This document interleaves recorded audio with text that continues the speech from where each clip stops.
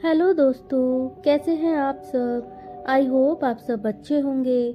आज हम फिर आ गए हैं एक नई कहानी के साथ। तो चलिए बिना किसी देरी के कहानी को शुरू करते हैं। पूरा शहर रोशनी से जगमगा रहा था। आज शहर के सबसे बड़े बिजनेसमैन राजीव मल्होत्रा के बेटे आर्यन की शादी थी।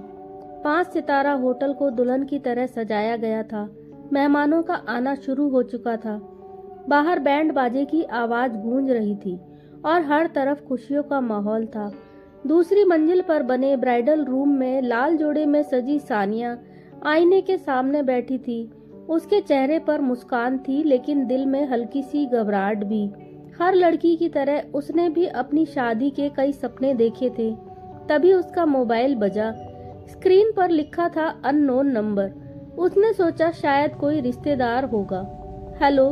दूसरी तरफ कुछ सेकंड तक बिल्कुल खामोशी रही। फिर एक धीमी लेकिन कांपती हुई आवाज आई, अगर अपनी जान से प्यार है तो आज आर्यन से शादी मत करना। सानिया का दिल जोर से धड़कने लगा। कौन बोल रहा है?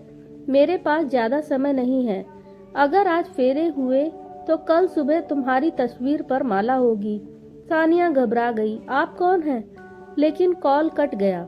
उसने दोबारा उसी नंबर पर कॉल किया। फोन बंद था।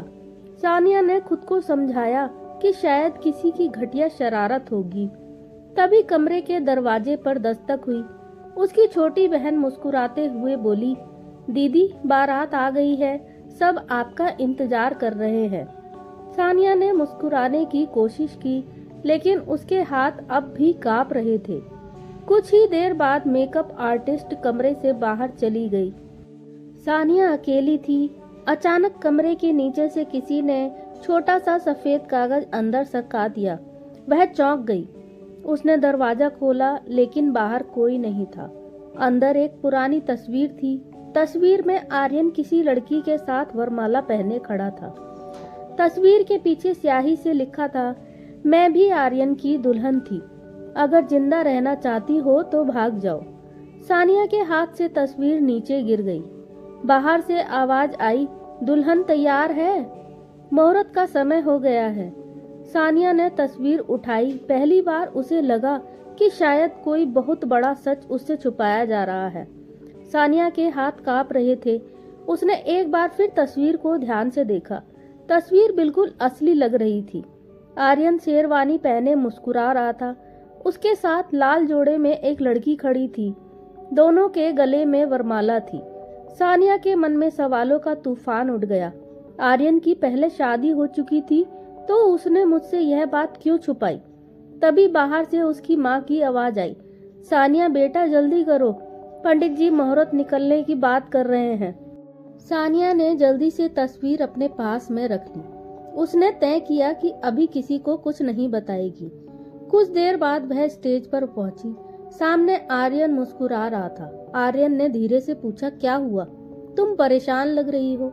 सानिया ने उसकी आंखों में देखा। वहाँ घबराहट नहीं थी, बल्कि एक अजीब सा आत्मविश्वास था। उसी समय सानिया की नजर आर्यन के दाहिने हाथ पर गई। वहाँ एक पुराना जलने का निशान था। उसे अचानक याद आया, तस्वीर में भी उसी जगह बिल्कुल वैसा ही निशान था। अब उसे यकीन हो गया कि तस्वीर नकली नहीं थी। वरमाला की रस्म शुरू होने वाली थी। जैसे ही सानिया ने वरमाला उठाई, उसके मोबाइल पर फिर एक अनजान नंबर से एक मैसेज आया, अगर सच जानना है तो होटल की तीसरी मंजिल पर कमरा नंबर 307 में 5 मिनट के अंदर पहुंचो, किसी को मत बताना। सानिया के माथे पर पसीना आ गया। अगर वह चली जाती तो शायद जिंदगी भर सच नहीं जान पाती। उसने अचानक कहा, मुझे थोड़ा चक्कर आ रहा है, मैं 5 मिनट में आती हूँ। सब लोग घबरा गए, लेकिन किसी ने ज्यादा सवाल नहीं पूछे। सानिया तेजी से सीढ़ियां चढ़कर तीसरी मंजिल पहुंची। होटल का वह हिस्सा बिल्कुल सुनसान था। कमरा 307 का दरवाजा आधा खुला हुआ था। उसने धीरे से दरवाजा खोला। कमरे के अंदर हल्की रोशनी थी। टेबल पर एक लैपटॉप रखा था। उसके पास एक पेन ड्राइव और एक चिट्ठी। चिट्ठी में सिर्फ एक लाइन लिखी थी, वीडियो देखो फिर फैसला करना कि शादी करनी है या नहीं। सानिया ने कांपते हाथों से लैपटॉप खोला, वीडियो चलाया। स्क्रीन पर वही लड़की दिखाई दी जो तस्वीर में थी।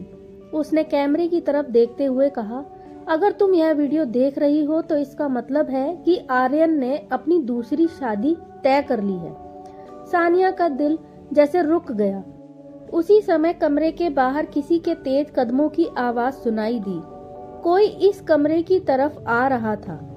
सानिया का दिल इतनी तेजी से धड़क रहा था कि उसे अपनी सांसों की आवाज तक सुनाई दे रही थी। कमरे के बाहर किसी के कदमों की आहट लगातार करीब आ रही थी। वह घबरा गई। उसने तुरंत कमरे की लाइट बंद कर दी और पर्दे के पीछे छुप गई। दरवाजा धीरे धीरे खुला। काले कपड़ों में एक आदमी अंदर आया। उसने चारों तरफ नजर दौड़ाई। ऐसा लग रहा था जैसे वह किसी खास चीज की तलाश में हो। वह सीधा टेबल के पास गया। उसने लैपटॉप उठाया, लेकिन तभी उसकी नजर स्क्रीन पर पड़ी। वीडियो अभी भी रुका हुआ था। वह घबरा गया। किसी ने यह वीडियो देख लिया। उसने तुरंत अपना फोन निकाला और किसी को कॉल किया। सर, लड़की शायद यहाँ आ चुकी है। वीडियो भी चालू था। हमें जल्दी करना होगा। यह सुनकर सानिया के पैरों तले जमीन खिसक गई। सर, यानी इन सब के पीछे कोई और भी था। वह आदमी जल्दी जल्दी कमरे से बाहर चला गया। जैसे ही उसके कदमों की आवाज दूर हुई, सानिया ने राहत की सांस ली। उसने फिर से वीडियो चलाया। स्क्रीन पर वही लड़की दिखाई दी थी। उसकी आंखों में डर साफ झलक रहा था। मेरा नाम अनिका है। अगर तुम यह वीडियो देख रही हो तो शायद मेरी बात पर यकीन करना मुश्किल होगा, लेकिन मैं सच बोल रही हूँ। अनिका ने गहरी सांस ली। मैं आर्यन की पत्नी नहीं थी। सानिया चौंक गई। हमारी शादी के दिन ही मुझे पता चला कि आर्यन एक बहुत बड़े गैर कानूनी गिरोह के लिए काम करता है। वह अमीर लड़कियों से शादी करके उनके परिवार की संपत्ति हड़पने की साजिश करता है। सानिया की आंखें फैल गईं। अनिका आगे बोली, जब मैंने शादी से इनकार किया तो उन्होंने मेरी मौत की झूठी खबर फैला दी। दुनिया समझती है कि मैं मर चुकी हूँ, लेकिन मैं जिंदा हूँ और छिपकर रह रही हूँ। अचानक वीडियो रुक गया। स्क्रीन पर सिर्फ एक पता दिखाई दिया, पुरानी हवेली, देवगढ़ रोड, रात 10 बजे अकेले आना। इस समय सानिया के मोबाइल पर आर्यन का कॉल आया। सानिया, तुम कहाँ हो? सब लोग तुम्हारा इंतजार कर रहे हैं। सानिया ने कांपती आवाज में कहा, मैं अभी आती हूँ। लेकिन उसने मन ही मन फैसला कर लिया था, आज शादी नहीं होगी। उसे पहले यह जानना था कि अनिका सच बोल रही है या यह किसी की बहुत बड़ी चाल है। उसने अपना भारी दुल्हन का लहंगा संभाला, पीछे के दरवाजे से होटल से बाहर निकली और पहली बार अपनी ही शादी से भाग गई। उसे बिल्कुल अंदाजा नहीं था कि उसके पीछे 2 काली गाड़ियां भी निकल चुकी थी। अब सानिया के साथ क्या होने वाला है, यह जानने के लिए वीडियो को लाइक, शेयर और सब्सक्राइब कीजिए। मिलते हैं इस कहानी के अगले भाग के साथ। धन्यवाद।